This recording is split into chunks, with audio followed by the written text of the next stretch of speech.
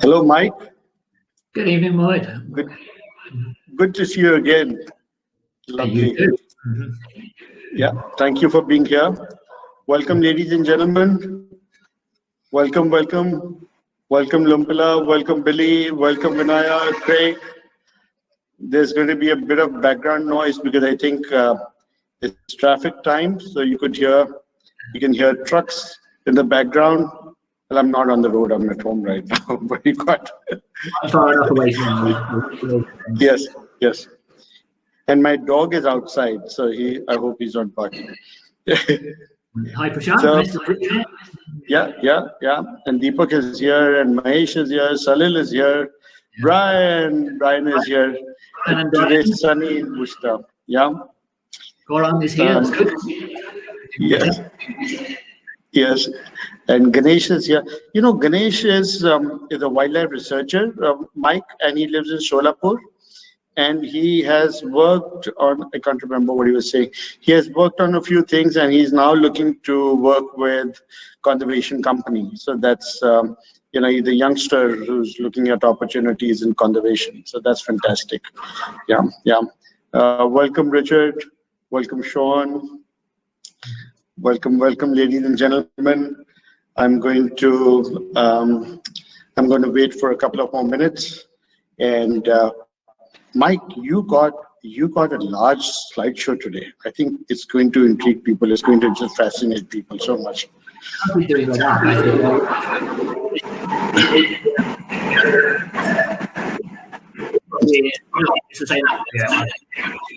Yes. Mahendra ji, welcome. And we got more friends coming in. Pramod, Sanjeev Datta, Vijaya, Gary, Pauline, all lovely. The UK has damp and miserable weather again, as it usually does.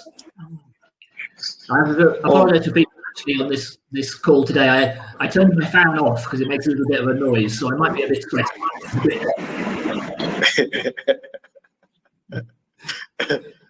You could use our ancient talcum powder. That's what they did.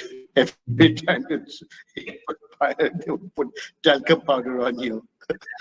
It's got quite hot. It's approaching the hottest time of year in Bangalore next month, really.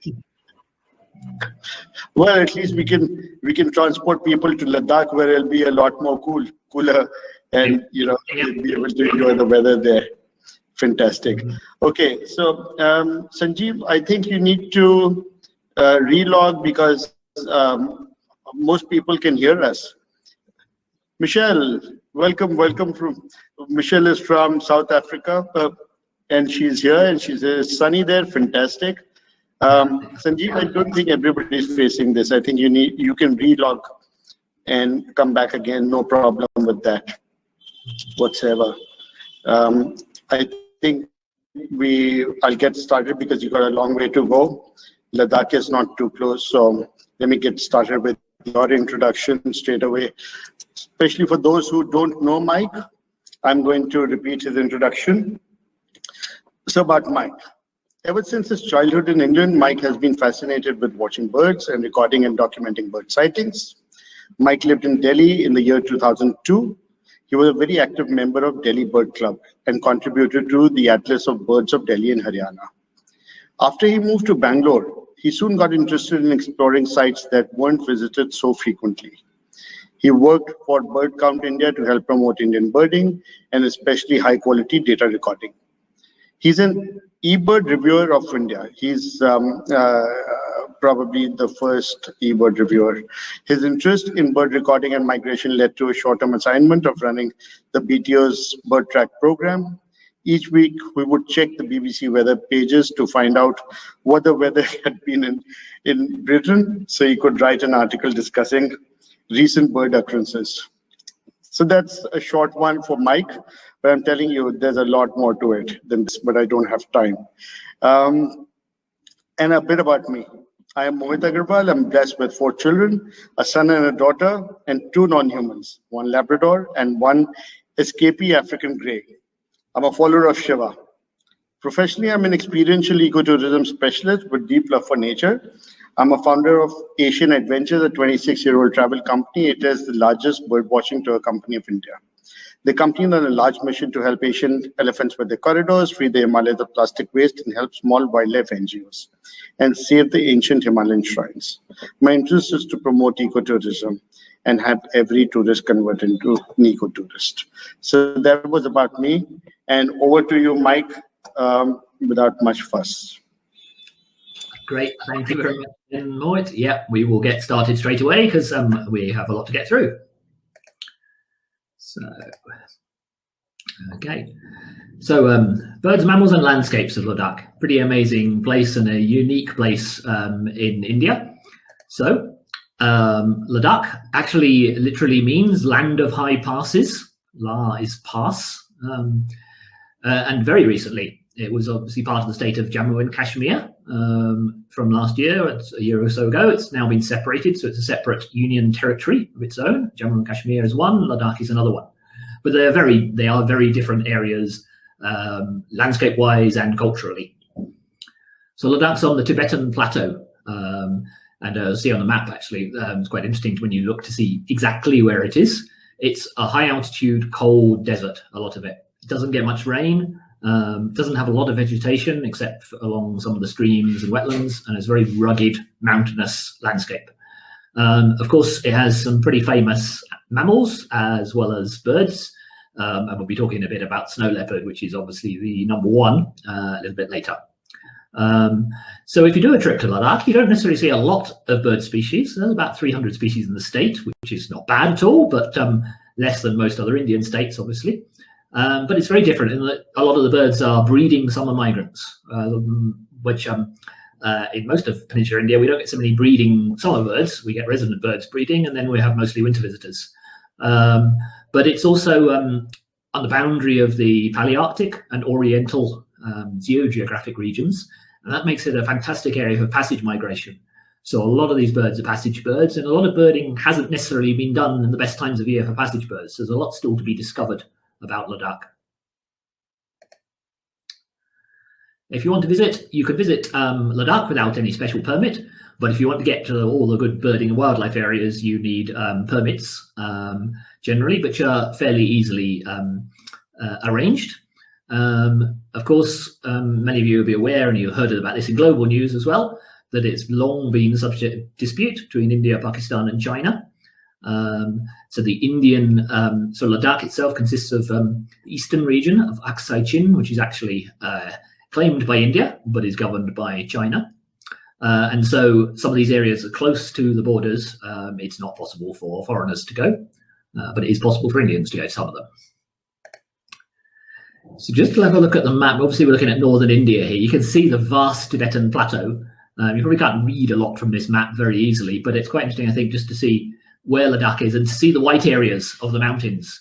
So you have in the middle of the screen, in the middle of the map, you have the range running from top left to bottom right, northwest to southeast, which is the Himalayas. And then further north than that, you have another big white patch, which is the Karakoram range, running through Pakistan and into China. And Ladakh is squeezed in between these two ranges. So it's the trans-Himalaya, we refer to it. It's over the Himalayas. It's not actually in the Himalayas. So we go across the Himalayas, and then we're on the western edge of the vast Tibetan plateau.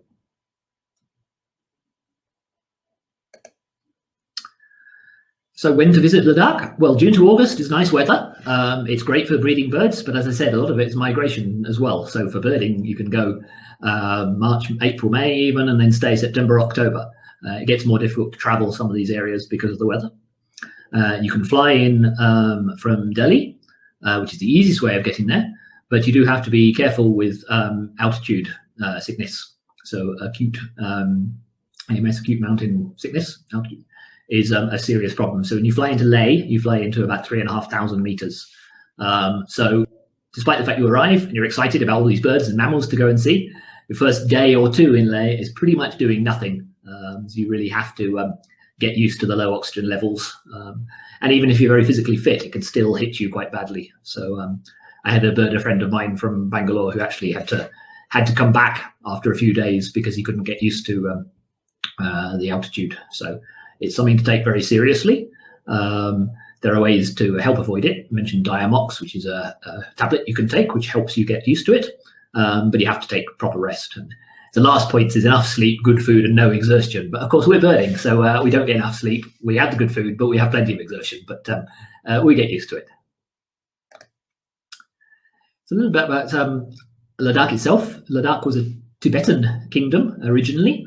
It was also a popular trade route through the centuries. Because there's a lot of Tibetan culture, Islam and Buddhism are very much the prominent religions. So you'll find lots of monasteries, rompas, stupas, and it's quite a tourist attraction generally in India because it is a unique area. Food we'll come on to a little bit more, obviously, because we wouldn't miss that out. But it's a lot to do with Tibetan food, a lot of Tibetan influence generally. This is one of the famous monasteries. Alchi is towards the west of Ladakh, one of the famous tourist sites, one of the oldest monasteries. This is about from the 11th century, this monastery complex. So you see prayer wheels in lots of places you go. So prayer wheels, inside them they have written Buddhist mantras, written very tiny, so there can be thousands or even millions inside. And by turning the wheel, in this case, these wheels can be blown by the wind or just you run your hand along.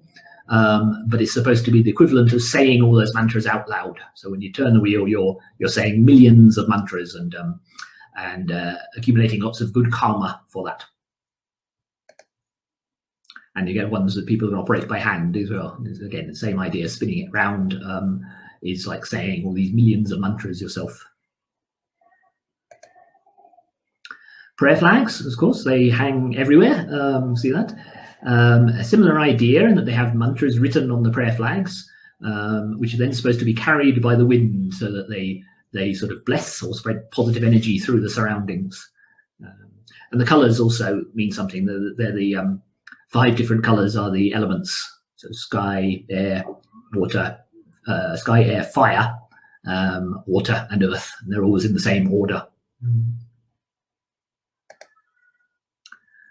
So there are some tribes in Ladakh. This is the Dard. So this is or Brokpa, it's called. These, well, one of the theories is that these people are actually descendants of Alexander the Great's army from 2,000 years ago, and are pure Aryan. They have quite Western features, tall, blue eyes, but it's more likely that they're a tribe who've sort of resisted external influences. So their culture is it's a bit Buddhist and it's a bit Muslim in places, but tends to differ. And of course, there's lots of monks around. So Tibetan Buddhism is in exile in India, with the Tibetans forced from Tibet when the Chinese took it over. In this case, the headgear they're wearing indicates the sect of Buddhism. So there's 2 main sects, the red hats and the yellow hats.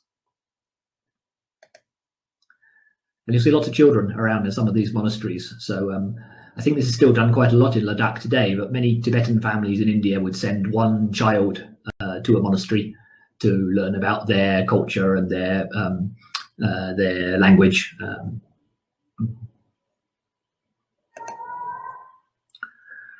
This is a Buddhist monk making a mandala from coloured sand. So a mandala is a symbolic picture of the universe, which is contemplated during meditation. And you'll see these painted sometimes on cotton or silk as tankas, which is a Buddhist painting. Great souvenir to get from Ladakh, and some fantastic works of art sometimes. Lots of colourful festivals in Ladakh. We'll come on to one in particular a little bit later, but this is the Dosmoch festival, I think it's pronounced, which is a New Year celebration. A lot of these festivals have mask dances like this one. And Sindhu Darshan. Sindhu is the river Sindhu, which is the Indus, another name for the Indus. So this celebrates the river.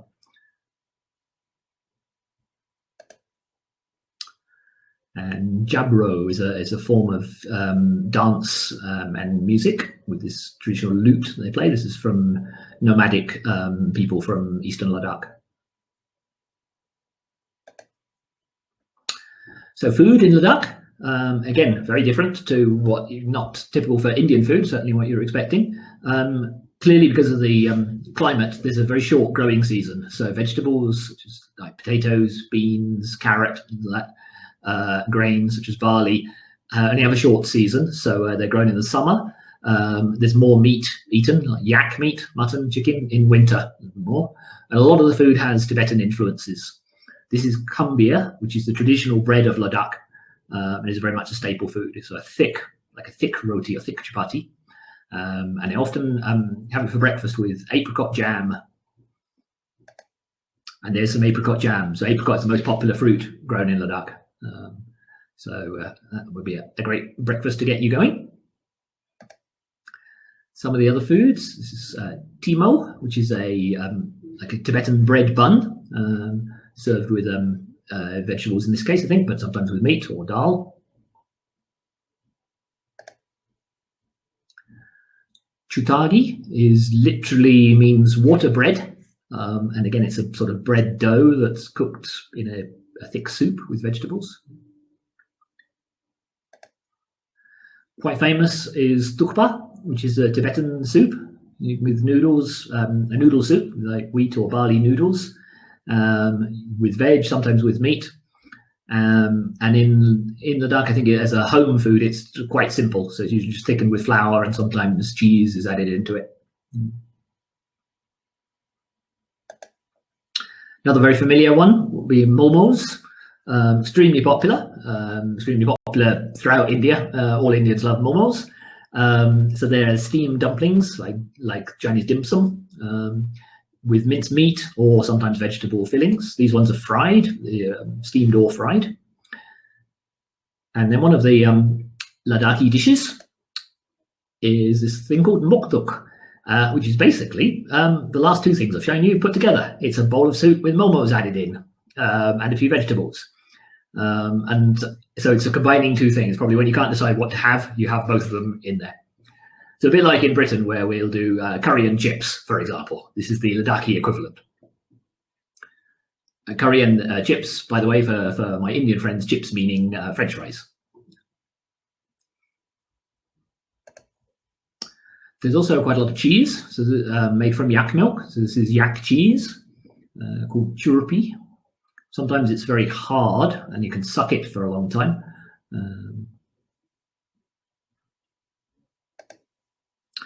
And also, it can be put on a pizza, used in omelettes, etc. And then the very traditional drink is butter tea, which sounds a little bit odd to some of us, I'm sure. Known as gugur chai. It's tea made with butter, yak milk, and salt. And it's quite a healthy drink for it. It's quite warming, and it's hydrating, obviously, which is actually important in such a dry climate. So barley is grown quite a lot, and obviously, if you're growing barley, what better thing to do with it than make some beer? So this is barley beer called chang. This is druchang, which means it's barley beer. You sometimes get rice beer, or I think this is the common one in Ladakh. So it's local beer made from fermented barley. It's often used at ceremonies, and here it's often used, like even to a guest, with a knob of butter is put on the rim, which is a sign of respect. Anyway, that's done our food and drink. I think we should get out and explore a bit now. So this map shows you sort of where the main sites lie. Again, you can see the Himalayan range to the south and the Karakoram to the north, and how the places we're sort of visiting for birding are in the middle, where Ladakh is in the middle. On the west side, the first point we've got marked there is Dras. That's near Kargil, and that's very close to the border with Jammu and Kashmir. And so it is possible to enter Ladakh from the west via land. So if you're doing a trip in Kashmir, you can go birding, and then from Srinagar, drive across the border to sort of Kargil, stay a night in Kargil, and then continue to Leh the next day. And if you've got the time, that's quite a nice route to do. It also helps you acclimatize to the altitude more gradually than flying in. Otherwise, Leh is more or less in the center there. And there's a few sites. You see the Nubra Valley to the north, a few sites to the south. and east, so south and east, closer to the Tibet border. But starting in Leh itself, so Leh is the capital. It's actually, formally it's the joint capital, because Kargil is also the capital of Ladakh. And as mentioned earlier, it's 3,500 meters. So mountain sickness is a major problem here.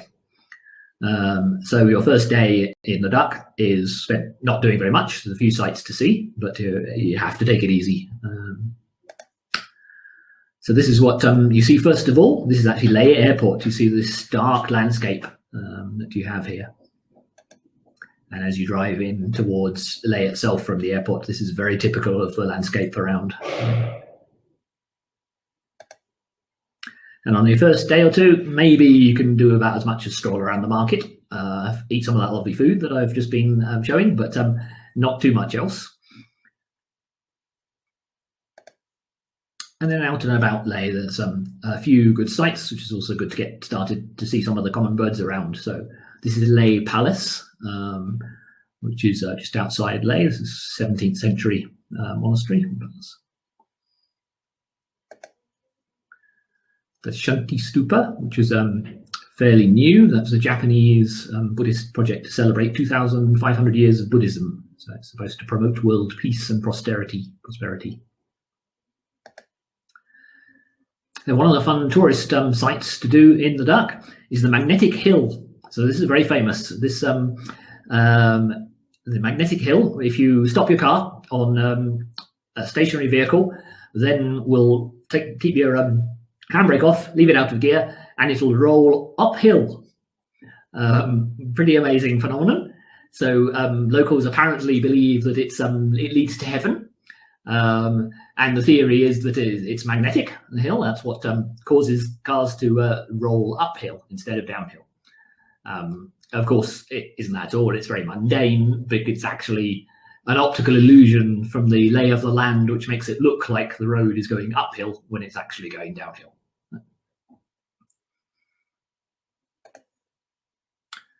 This is a bit further away. This is in southern Ladakh. This is the Zanskar River, which is very popular for rafting.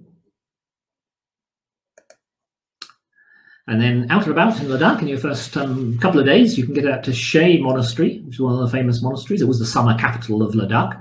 There's a ruined palace here as well. And this is where they're now starting to get into quite good birding areas as well. So Sheh Marshes would be one of your first stops. And nearby Tikse as well, very large monastery, modelled on the Patala Palace in Lhasa, and a really impressive location. This could well be your first bird. Not something we see in India anywhere else. I think northern Sikkim might get Eurasian magpies, but it's fairly common in Leh and around. So same species as we get in Europe, Eurasian magpie. And speaking of European birds, this is a really rare bird in India. Only occurs here, carrion crow. So some areas around here, you'll see this around Leh. Another one. Wren for you, Eurasian wrens. Okay, looking a little bit different to the ones in Europe, but you'll find that reasonably commonly around in places. And another familiar bird, although again they don't look much like this in Europe. This is Eurasian goldfinch. Really quite different looking birds. No black or white on the head at all on the goldfinches we get here. But it's not all common European birds, you'd be glad to hear. One of the commonest ones around is fire-fronted serin or red-fronted serin, which is fantastic, tiny size of a European serin, really, but a super bird that's quite common in these areas, quite close to Leh. And the chiffchaffs are a bit different as well. So this, again, is an extremely common bird in the summer. This is mountain chiffchaff, very much like a chiffchaff, no olive sort of colour in the wing at all, a bit brighter supercilium and paler bill. The base of the bill is quite pale, so it doesn't look too difficult to ID in this sort of view. But it's interesting that it's a song visitor to Ladakh, but there's very few records from the rest of India where it presumably goes in the winter, because it is very difficult to identify from Siberian chiffchaffs in the winter. I've looked for it specifically in a few places in North India and not managed to find it in the winter. But very common in Ladakh in the summer. as is Hume's whitethroat. Ebert and Clements now lump this back in lesser whitethroat, but it's pretty distinctive. It's a bit bigger, darker grey, not that black mask on it. And this is a common bird in Ladakh in the summer, winters in South India, whereas the more familiar lesser whitethroat that you're used to from Europe and Asia, winters more in North India, Northwest India.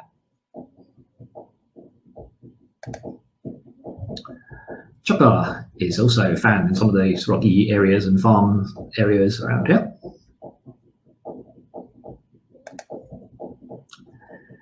And cuckoos, this one's a Himalayan cuckoo, extremely similar to common cuckoo. Both of them are summer visitors here, so not very easy to identify, but thankfully the fact that they are summer visitors means both are calling. So I think common cuckoo is commoner, but Himalayan also occurs, and if you come in the summer, luckily you're hearing them, much easier to identify. Alpine swift, to find another summer visitor. And this is Asian house martin, another tricky IDD, because common house martin, northern house martin, the one used to from Europe, is also a summer visitor here.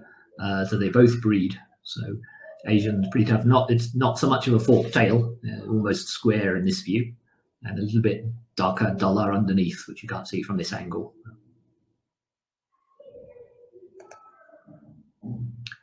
Desert wheatear would be the commonest wheatear, present through a lot of Ladakh. And in the summer, golden oriole. So this is Indian golden oriole. This one's a female. That's quite common in the summer. It's interesting that so Eurasian golden oriole was split a few years ago. So we have Indian golden oriole very commonly throughout most of India. Eurasian was supposed to occur in Kashmir and Ladakh area, but I think it only has so one or two historical specimen records. But if you are in Kashmir or Ladakh, it's worth looking out, particularly in migration times, for the chance of Eurasian golden oriole.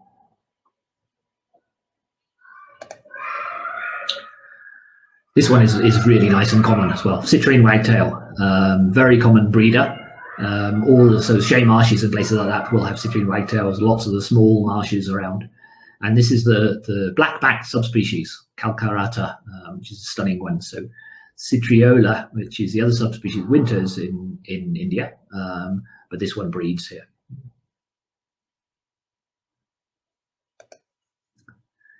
And rosy pipit, which in the summer have this lovely sort of pale pink flush to the breast, a little bit like water pipits do, but very heavily streaked otherwise. So this is a passage migrant, probably breeds in Ladakh as well. And ruby throat. So Himalayan ruby throat, this one is. This one you might have seen referred to as white-tailed ruby throat in some of your field guides, or when you've been to India years ago. There are two subspecies, well, more than two subspecies, but there are two subspecies that have been split: Himalayan ruby throat and Chinese ruby throat. So this is Himalayan. It doesn't have a white submoustachial stripe, which Chinese does, which we'll see a little bit later, because interestingly that although you split one in Chinese, that one also occurs in Ladakh as well as in East India. So you get both here. And that's what also makes that interesting, I think, is that both of these birds winter in the plains of India, probably. So if you are in sort of Uttarakhand and places in the winter where you can come across Himalayan ruby throats, I would think there'd be a chance of finding Chinese ruby throat as well in the winter.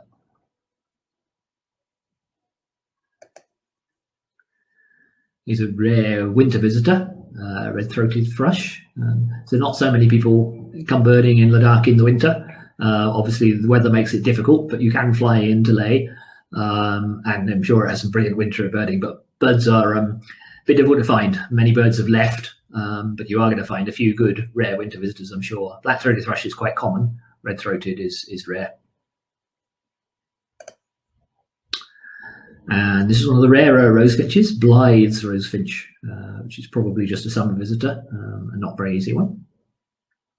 And all these things you can get close to Leh, along with this specialty, so ibis bill. So ibis bill can be found on the Indus River, quite close to Leh, where it breeds. Really amazing bird. We've covered this in previous webinars, and in the winter when they can be found in the northern plains of India a little bit. So it is resident in Ladakh, which makes it interesting because those birds that do winter in North India, whether they're from Ladakh or not, I don't think there's any signs of less birds in Ladakh during the winter. So maybe the birds you get in Corbett, for example, may come from further north. They may be more migratory, and these ibisbills here may be resident. I don't think anyone really knows that. Yeah. So going a little bit further from Leh, this is heading south really from Leh, Hemis National Park. So Hemis is a high altitude national park. It's huge. It is the largest national park in India, I think probably in the whole of South Asia. And it's one thing you don't realize until you go, I think, to Ladakh, is just how vast some of these landscapes are. So it's quite a bleak, rocky landscape. It's one of the best places to see snow leopards in the world. It's thought to have about 200 snow leopards, and the Rumbak Valley of Hemis National Park is the main place people tend to go. But also a lot of other good birds in this area. It's a famous tourist site as well, because the Hemis Monastery here is the largest and richest monastery in Ladakh.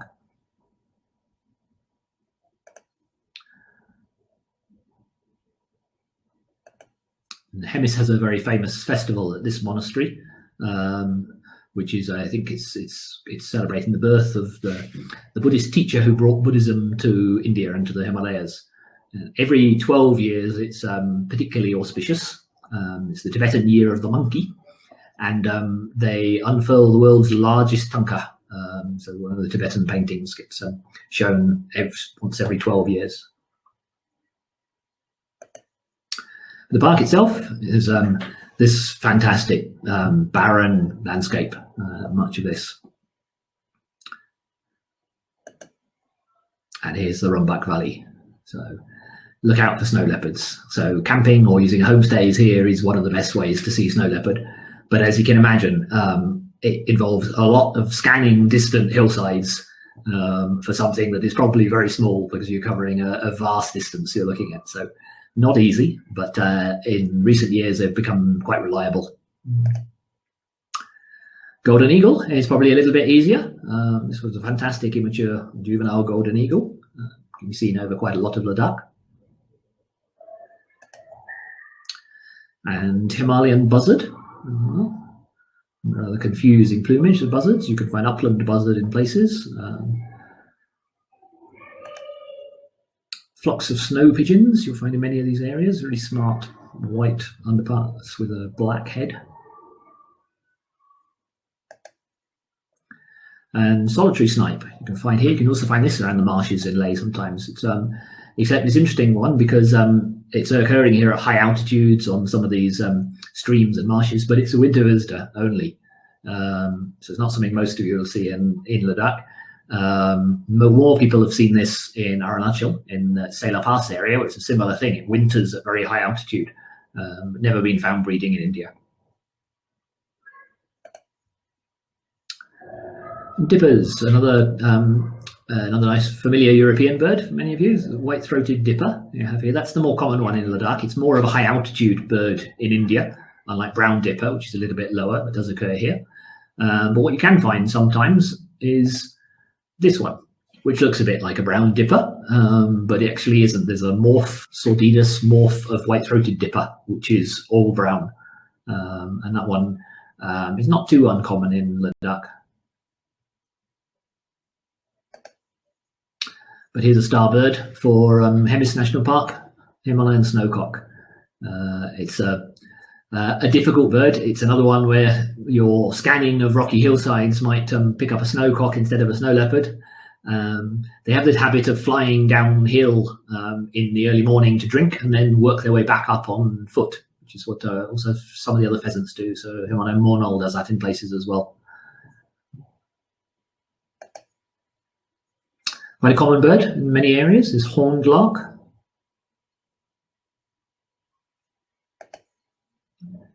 And plain mountain finch, which can occur in big flocks of several hundreds sometimes.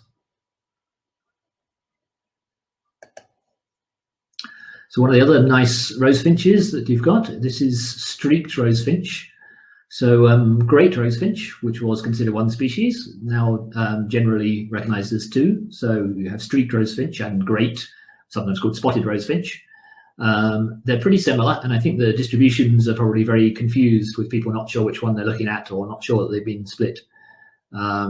This is streaked is a bit darker and more heavily streaked, but it breeds in lower areas. It breeds in willow trees around. So you can find this one in Hemis and find the other great rosefinch in some of the more higher altitude above the tree line places.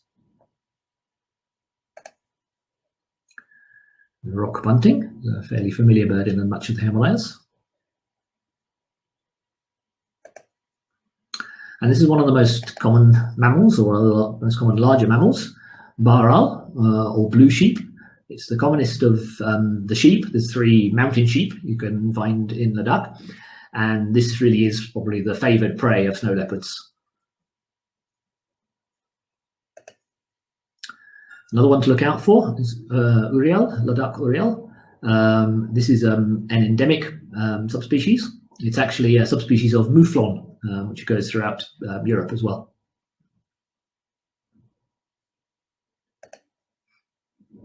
And these are common. These are Himalayan marmots. It's a type of squirrel, quite a large squirrel. They're quite common, and in small groups you can see them fighting around their burrows. They nest in burrows and they hibernate. So they spend about half the year hibernating in their burrows.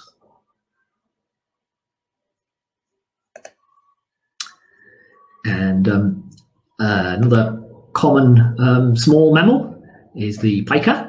So this is a Ladakh pika, which is actually an endemic. It's related to rabbits and hares. There's actually 5 species of pika in Ladakh. This one's the largest. It's common in high elevation areas, quite often 5,000 meters up to 6,000 meters, that sort of thing. But of course, most people, if you come into Hemis, your key target is snow leopard. It tends to be, Hemis has got great birds, but it tends to be your main reason for coming here is snow leopards. You can see some of the birds elsewhere, but this is one of the best places to see snow leopard, or the grey ghost, as it is known. Endangered, thankfully, not as endangered as it was, and thankfully being seen more reliably. I think Asian Adventures were actually the first company to start sort of snow leopard tours, and are seeing them very reliably on their trips, thankfully. But it's still highly threatened. It's truly amazing cat. If you look at the how well it's adapted to this cold and rugged landscape, it's really thick fur. The tail is so thick and is as long as its body. They're mostly active at dawn and dusk. The females will raise their cubs for about 18 months without the male after they're born. So there's been some lovely sightings and lovely photos people have done in recent years of females with cubs because they stay together for quite a long time. So you can get some pretty amazing sightings for that. Like that, in fact. But it's not easy. As I said, a lot of scanning distant rocks. There's some more and more homestays now as locals are getting involved in community tourism initiatives. They're involved in conserving snow leopards. So, for example, the men are involved as trackers and will go out trying to find snow leopards for people, whereas the women will look after the home, for example. So you can go and stay in some of these nice homestays. And it's now got a little bit organized. So these trackers will disappear out early morning and scout some of the valleys around, see if they can find some snow leopards, and are in contact with each other. So so there is a reasonable chance of seeing them, but it's still incredibly difficult because they are so small in such an, if you imagine trying to see these on this rocky cliff from a distance, they blend in so well. And it's an interesting fact that for some reason it's impossible to see a snow leopard before your guide does. I don't know how they do it, but they can spot them miles off when us mortals can't do it at all. So it's best, if you're looking for snow leopard, it's best in the coldest months. So the winter, January, February, March is probably the best time. Then again, sort of September, October is not too bad. It's obviously not so pleasant in those cold temperatures, but the Baral descend to lower altitudes in the winter, so they're in the lower valleys.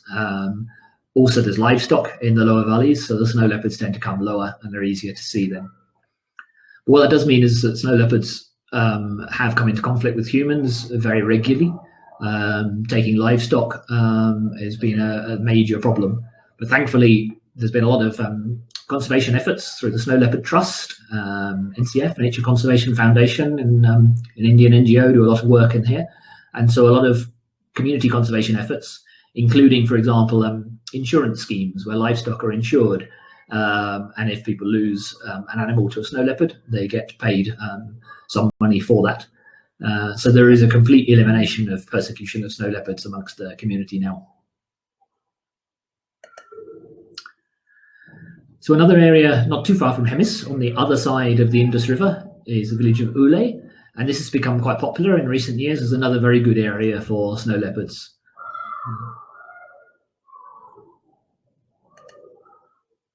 So here again, imagine trying to find a snow leopard in this sort of landscape. What you will see, the bidluck are bearded vultures.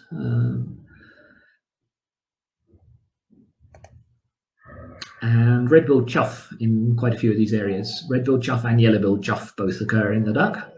You can find them quite often around habitation, so they'll scavenge a little bit waste from villages.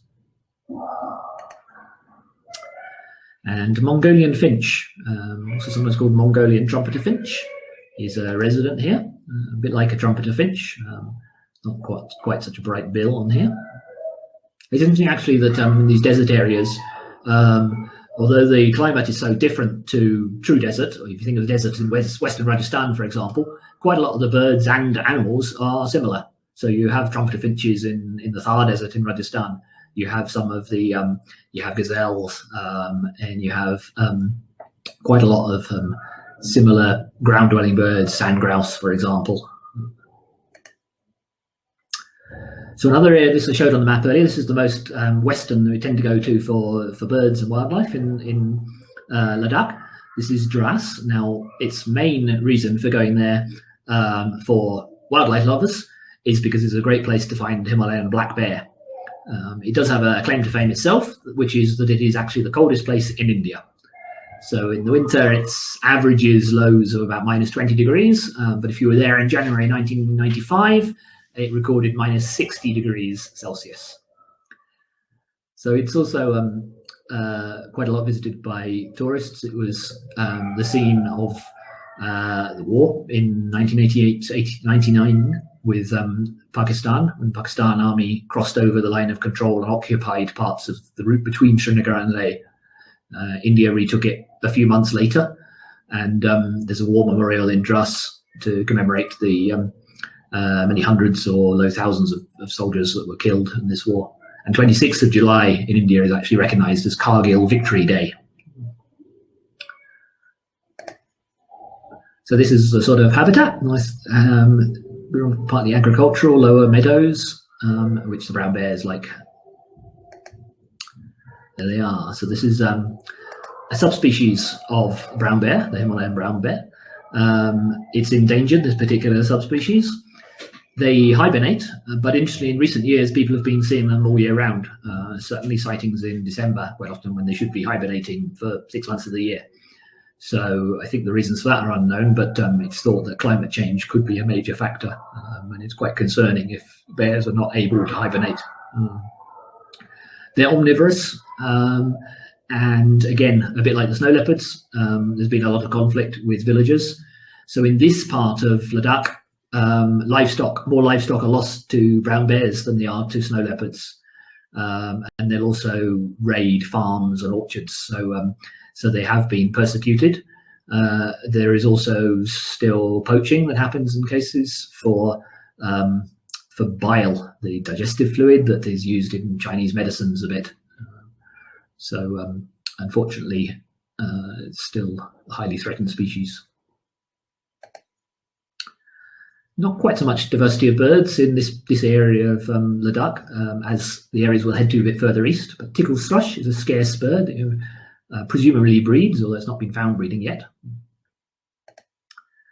And another European familiar one. This is actually quite rare in Ladakh. It's commoner in some other areas of the Himalayas, but goldcrest.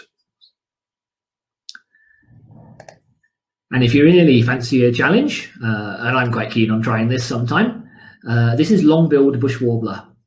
So long-billed bush warbler is interesting because if you read BirdLife International's summary on long-billed bush warbler, they describe it in northwest India as fairly common, but extremely local. So meaning that there are some places where it's really quite common, but it's not all over the place. It also occurs in West China and northern Pakistan, supposedly, but there are no recent published records anywhere, as far as I am aware.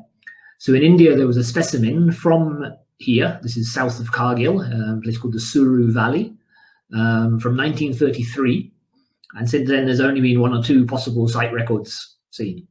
That photo is of a bird in Himachal Pradesh that looks like it could have been a long-billed bush warbler, but no one can really be sure. So to find the first proven evidence, a nice photo or a sound recording of long-billed bush warbler should be a good target if you come to this area in June, July, August time sometime.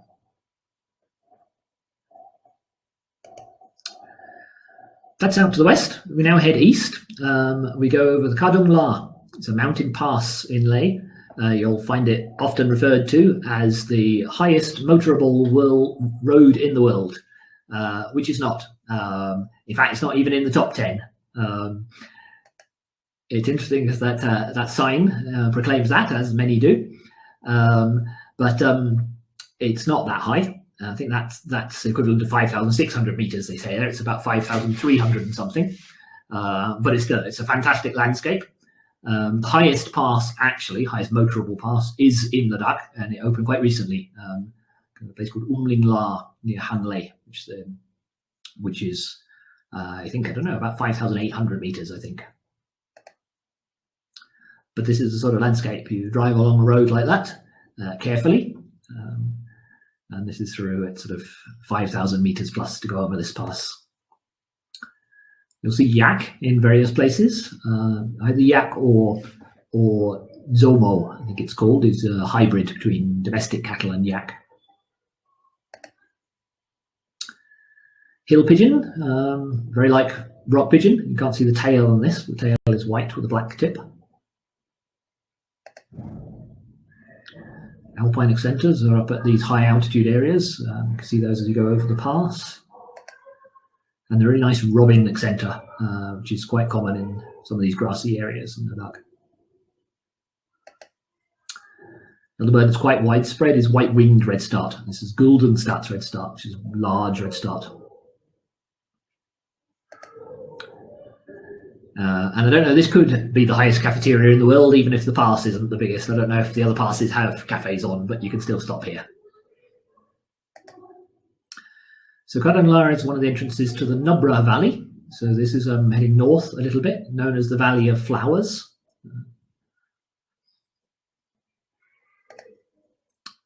And another beautiful area along these Nubra and the Shyok River. This is the floodplains of the River Shyok, the Diskit Gompa, one of the tourist sites here. There's a particular monastery with a large Buddha statue above it. And in this area, you'll find camels. So they've actually recently started camel riding, but the camels here are Bactrian camels, double-humped camel, which you don't get elsewhere in India. We have the single-humped camel elsewhere, dromedaries. So Bactrian camels were used by Central Asian traders over the years, and when the trade routes sort of finished, they just left some of the camels here, and hence there's a few here, feral Bactrian camels. But there are some good wild mammals here. Himalayan ibex, which may be a distinct species from Siberian ibex. You often find them on these almost vertical cliff faces to escape predators. And the Tibetan wolf, or Himalayan wolf, which inhabits these cold deserts. a really thick coat, as you'd expect for the weather here. And compared to the wolf you get in the plains of India, it's obviously much thicker, but it also has quite short legs. It's a long-legged wolf you get in the plains and deserts in India. Now, these are quite persecuted, obviously, because they do take livestock. And if you're really, really lucky, Eurasian lynx, called E, it seems, in Ladakh. This is the area to see them, the Nubra Valley, but very rarely seen. And this is probably the key bird for here. It goes in some other places as well, but this is stunning. This is a tiny bird. This is white-browed tit warbler. This is probably the most reliable place in Ladakh. Sometimes seen in Arunachal, in the Sela Pass, there. And something else discovered here very recently, 2018, this is new to India, is pale rosefinch. It's very similar to Sinai rosefinch, for anyone who's been to sort of Egypt, Israel, Jordan area. Used to be a subspecies, but this one presumably breeds here, but only, as I said, only just been discovered. So then we go, typically we might head back to Leh and then out in a different direction, heading east to Soka. And this is probably the birdiest area in Ladakh. This is a high altitude lake. It's a saline lake and quite an amazing landscape generally because of the salt that you see around the edge of the lake. And it's connected to a smaller lake, which is a freshwater lake, the Statsapuk. So both of which were recently, I think last year, declared Ramsar sites. They're important breeding sites for wildfowl here. Bar-headed geese, great crested grebes, ruddy-shelled ducks, things like that. And the marshes around are particularly good as a breeding site for black-necked crane. So this is Soka. Really, again, impressive landscapes. This Hume's lark, which you can find around here, this is Hume's short-toed lark, is fairly common in much of India. Winters in the Indian plains, when it's easily confused with greater short-toed lark. And here's the other rosefinch. So this is great rosefinch or spotted rosefinch. And we can see it is more spotted here, a bit larger, and this one breeds above the tree line. Snowfinches, there's a couple of species of snowfinches. This is black-winged snowfinch or Tibetan snowfinch, which is quite common. And twite, which is a fantastic little finch, which the males have a bright pink rump. It actually is not common, but it occurs throughout Europe and Asia. And interestingly enough, this one won't make much sense to Indians, I don't think, but a lot of the European field guides talk about one identification feature of twite being the curry-coloured breast, which I'm not sure whether this bird has a curry-coloured breast or not. Here's the other chough we mentioned before, the yellow-billed chough. And one of the other crows you get here is raven, the largest common raven.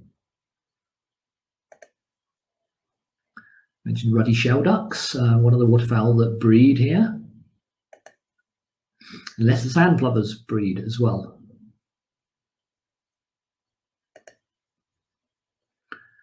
Common tern, this is actually, again, it's a breeder here. The Tibetana is a subspecies and it has this quite dark grey belly. But starbird here would be the black-necked crane. They're a migratory crane. They're the only high-altitude crane in the world. And the birds that summer here and nest here go to Bhutan in the winter. And they're revered in Buddhism generally because they're considered an embodiment of one of the earlier Dalai Lamas. But very threatened. In this area, feral dogs are a major threat.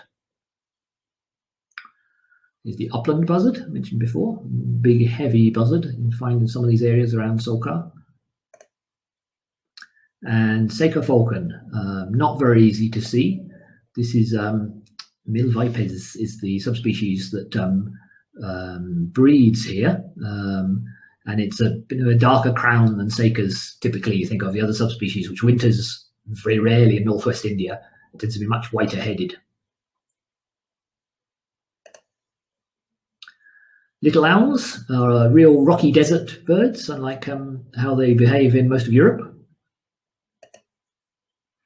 And Tibetan sandgrouse, another key bird from here, sometimes found in quite large flocks or into like double figures, if not 100 maybe sometimes, and they can be quite tame. And here's an interesting bird, ground tit, which is a fairly odd name because it's not really clear what family it's in. It's not a tit, but ground pecker, which I think is a better name, because they have this habit of pecking quite rapidly at the ground, and they bounce around as they walk. So a really interesting bird to find around here. I think they nest in burrows as well, which is very unusual. This area is great for finding rare birds as well. If you come here in September, October time, I'm sure you have some good chances of finding things. Pine bunting is a rarity in Ladakh, probably more of a winter bird than an autumn bird. And then if you're really lucky, you might find something like this. This is a wood warbler. This was the first record for India. And I don't know if he's on the call today, but this was found by Goran Pettersson from Sweden and his group on a trip to Ladakh a few years ago. Although it was also found independently by another group at about the same time. But Ladakh's also had records of garden warbler and sedge warbler and a few other European birds that have just sort of a barred warbler, another one that have just 2 or 3 records in India, and all from Ladakh. Some good mammals around here as well. The Aggarwal is the largest and the rarest of the wild sheep. And this is the best place in Ladakh to see them. There's probably a few hundred still surviving. And quite common is the wild ass, Kiang, Tibetan wild ass. You get large herds of these, which used to be hunted, aren't anymore, but can be a bit of a pest because they conflict with livestock for foraging areas. Puga is quite close to Tsoka. It's an area of hot springs, and I don't know, this was very recent, but that's the hot springs, frozen through the winter. But there was a geothermal power project that's apparently just been cleared for this area. So I have no idea. I hadn't heard about that before today, but it was just cleared last month, I think. So I don't know what impact that's going to have on the environment here. But a few more birds you could find in this area in Tsoka and here. Tibetan partridge. And the second snowcock that we have, Tibetan snowcock.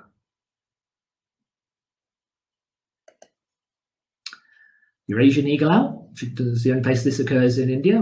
Otherwise we have Indian eagle owl or rock eagle owl, which is a little bit smaller. This is the big European one.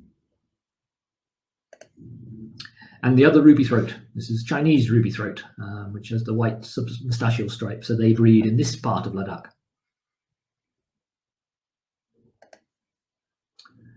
Sulphur-bellied warbler is one of the summering breeding warblers. Very similar. Tickle's leaf warbler also breeds here. Blandford's snowfinch, also called plain-backed snowfinch. And one of the other smaller mammals, mountain weasel or pale weasels, which I think mainly feed on pikas. At the lake in this area, Sol Moriri, similar to Tsoka, it's the most important breeding ground for bare-headed geese. Also great crested grebe breed here in good numbers.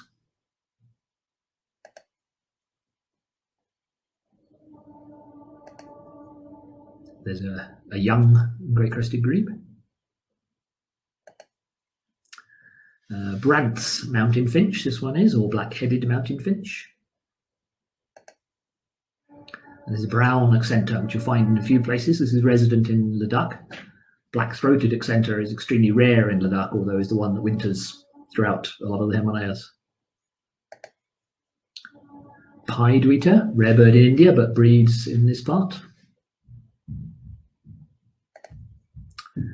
And the woolly hare, or Tibetan hare, you might find here. We then head on down southeast. This is to Hanle, extremely interesting area. Unfortunately, not visitable by foreigners, or at least at the moment it isn't, and that includes me. Unfortunately, I have my Indian ID doesn't help me get there, so that means I'm not likely to see Tibetan lark, which occurs almost only here in Ladakh. but a really interesting area, which hopefully will open up at some stage. Northern wheatear, rare migrant in Ladakh, but actually was very recently found breeding in Pakistan-administered Kashmir, so the first breeding record for the subcontinent. So probably breeds here as well. And red fox, another familiar European mammal. Tibetan gazelle is extremely rare. They're almost only found near Hunley. I think there's thought to be just about 50 left. And they were hunted near to extinction. They haven't really recovered. There's a lot of competition with livestock grazing. So one of the most difficult mammals to find. Also difficult to find is the amazing Pallas's cat. And its Latin name's Otocolobus munhall, which means ugly-eared. But quite an amazing one to find. And then finally, we'll head east to Pongong So, another high-altitude lake. This one is partly in Ladakh and partly in Tibet. So again, it's a very restricted area, but it is a fantastic birding and wildlife area again. And it has this amazing, the color of the lake is an amazing blue-green. So you have this peacock feather, as it's known. Brown-headed gull comes here for breeding, so it's here in the summer, as it is on some of the other lakes. And something that breeds here, but not commonly anywhere else, actually, even in Ladakh, I don't think, is common merganser or goosander.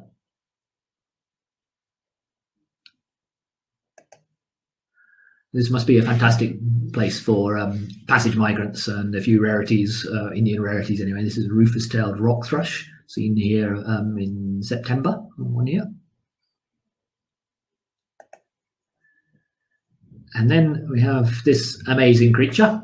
This is the Tibetan antelope, almost exclusive to this area of the Tibetan plateau. So in far eastern Ladakh and in the western end of Tibet. And this one, most Indians will know this, not from Tibetan antelope maybe, but from the name chatouche. So chatouche is the wool from the Tibetan antelope. It's one of the finest wools and most valuable wools that there is in the world. Unfortunately, that's why this animal has been hunted drastically. Through the last century, they were almost wiped out, or more than 90% of the population was wiped out because they have to be killed for the wool. And just to make one shawl, you have to kill 4 antelopes. So it's been a huge problem in the illegal trade. So the wool is, if they're hunted in Tibet, for example, the wool is still smuggled into India, into Kashmir, where it's woven by Kashmiri artisans. And it's recovering numbers. I think they think there's about 200,000 left, but it's still highly threatened, and chatouches are incredibly valuable on the black market. It's illegal to own chatouche now. But this has the same protection level as tigers in the Convention for International Trade CITES. So lucky if you see them, extremely fantastic sighting if you get to the far eastern Ladakh. Yeah. And that's it. That's our whistle-stop tour through the amazing birds and wildlife generally, and landscape of Ladakh. So thank you very much. Thank you, Mike. Big thanks to all the photographers who contributed to this slideshow. It was absolutely brilliantly put together. You know, all your hard work with Salil and with Gaurav, I think you've churned out fantastic, show. And it also brings back old memories. Mike, I almost, on my earlier trips about more than 25 years ago, when Otto Pfister had just brought out his book, we were going across Tanlangla, and this driver who had never been with birders got so interested in birds that he was looking at birds while driving. And that was, and then we saw white ringlet start at Tanlangla, and he almost went off the cliff and said, "Look, I don't want to see this bird. I don't want to see any birds. You just keep driving and we'll focus on the road."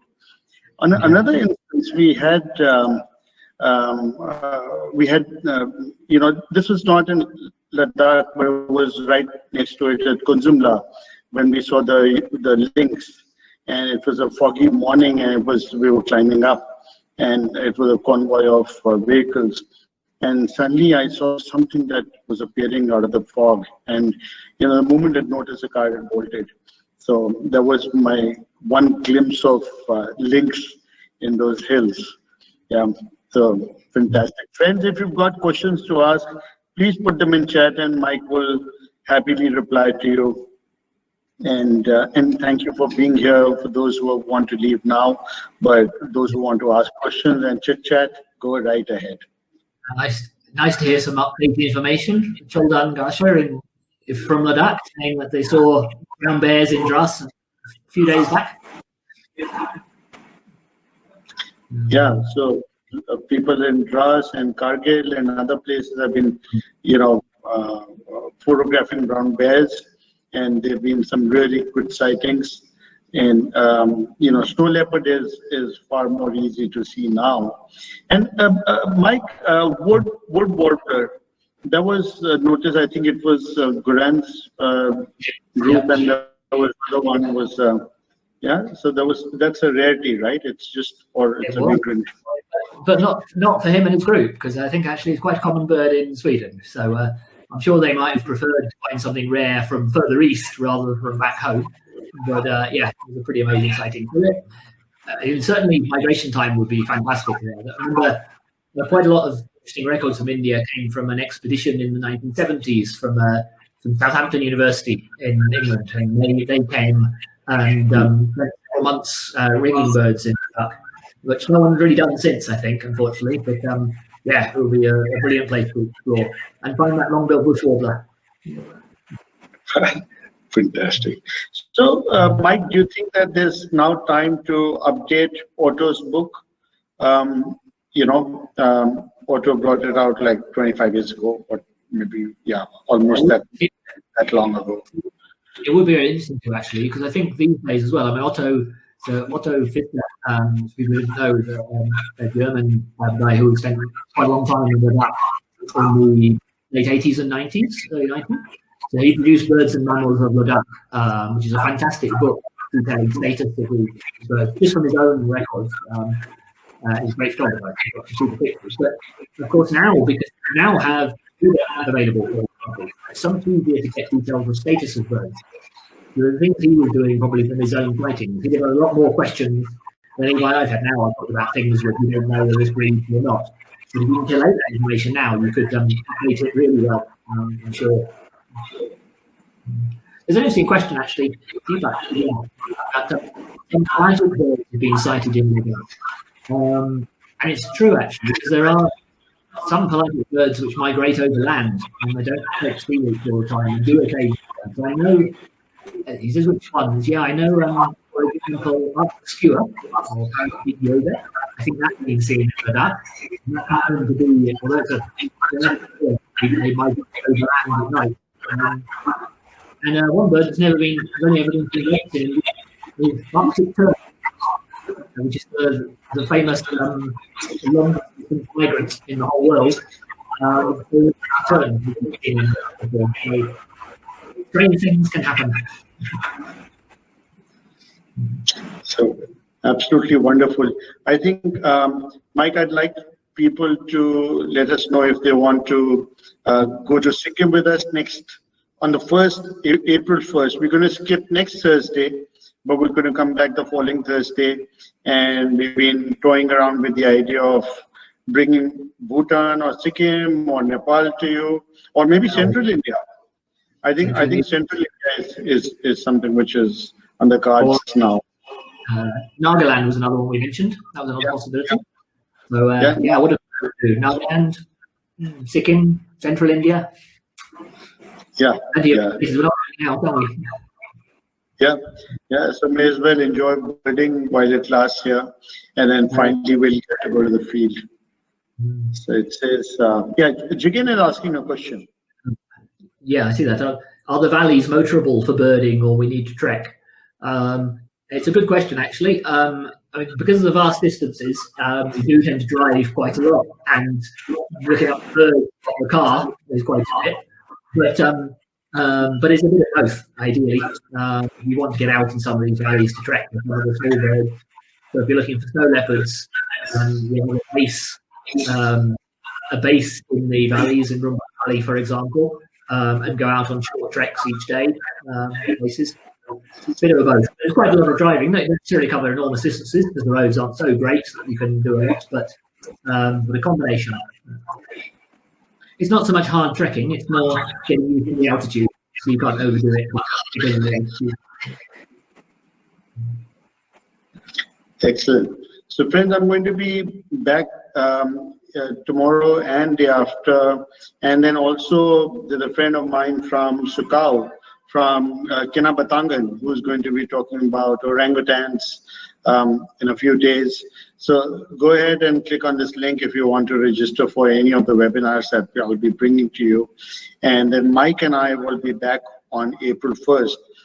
Mike is away with Tia, with his daughter, traveling somewhere, I think, or he's busy with her. So, and then feel free to ask any questions. If you want to travel with Mike, then Mike, I'm going to post your email ID here, so that people can then. One reason I particularly enjoyed doing Ladakh today and researching and putting some of this together was because I will definitely be going to Ladakh in June or July, maybe even both this year. I'll be hopeful that international flights might have opened up, so there might be a few of our foreign friends could join us. But if not, hopefully a few of the Indian audience will, because I'm going. I want to go. I actually haven't been for quite a long time. So yeah, June, July, I'll be in Ladakh. I'm tagging along, Mike, for a few days. Definitely, I'm coming in. Great.